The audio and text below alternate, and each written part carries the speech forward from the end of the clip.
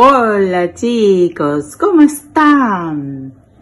La división de fracciones parece difícil, pero veremos que es muy fácil. Tenemos 3/4 dividido 5 medio. El método es, la multiplicación es inversa a la división, o sea, la división es inversa a la multiplicación. Copiamos asimismo 3/4, el signo de división se cambia por signo de multiplicación, número 5 pasa como denominador y número 2 pasa como numerador. Se multiplica 3 por 2, 6 sobre 4 por 5, 20. En este caso se puede simplificar.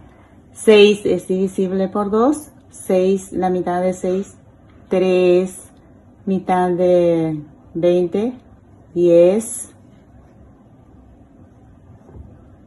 3 décimo, 3 es divisible por 3 y 10 es divisible por 2.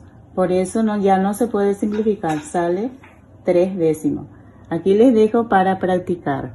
4/5 dividido 2/3. Chao, chao.